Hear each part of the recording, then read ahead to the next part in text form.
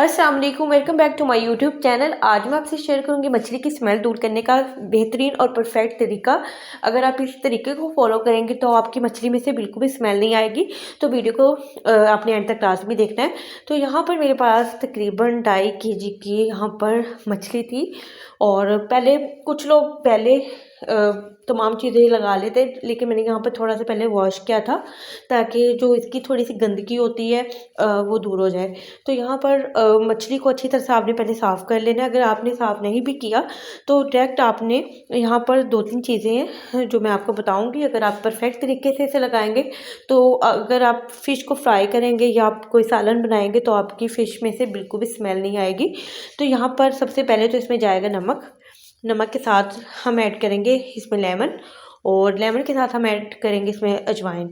तो किस तरह से आपने ये तमाम चीज़ों को इस्तेमाल करना है, तो आपने ये तमाम चीज़ों को अच्छी तरीके से देखना है। तकरीबन यहाँ पर 1 टेबलस्पून भर के मैंने ना इसमें नमक ऐड करना है। तो नमक आप हाथों से अगर आप लगाएँगे तो बेहतर तरीके से लगेगा, लेकिन अगर स्पून की मदद से लगाएँगे तो एक जगह पर आपका नमक रह जाएगा। तो 1 टेबलस्पून भर के आपने पूरी मछली पे अच्छी तरह से लगा देना है, और कोशिश करें कि ऊपर नीचे इसका हर जो पार्ट है वो अच्छी तरह से इसका कवर हो जाए। तो बिल्कुल हाथों की मदद से मैं हल्का-हल्का सा स्प्रिंकल कर रही हूँ और हाथों की मदद से मैं लगा रही हूँ इस पे।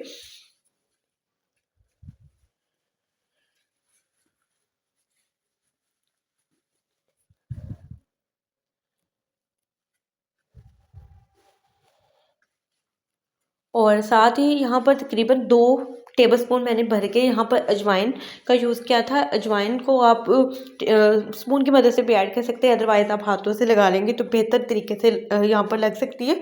थोड़ा-सा मैं इस तरह से स्प्रिंकल कर रही हूँ, उसके बाद मैं हाथों की मदद से इसको अच्छी तरह से मछली के ऊपर लगा दूँगी। आपने कोशिश करनी है कि मछली का ऊपर नीचे का जो भी हिस्सा है उसे अच्छी तरह से उस पे अजवाइन आप हाथों की मदद से लगा लें, क्योंकि जितनी बेहतर तरीके से आप लगा सकेंगे उतनी ही मछली की स्मेल इसमें से ख़त्म होगी।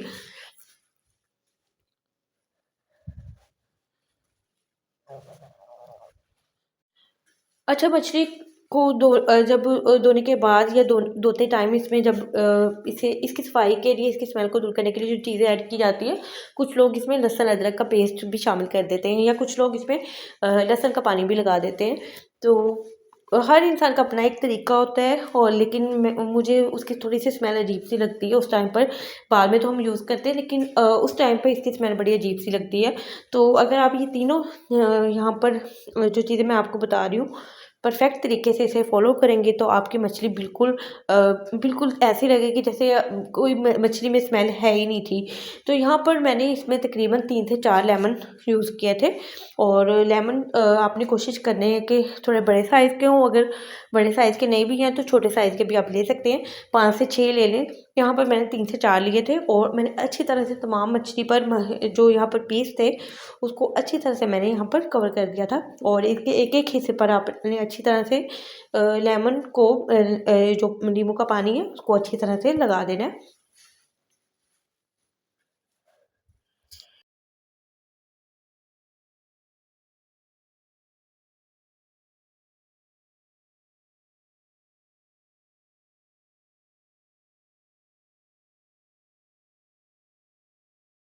तो यहाँ पर एक-एक हिस्से को मैंने अच्छी तरह से लगा दिया था।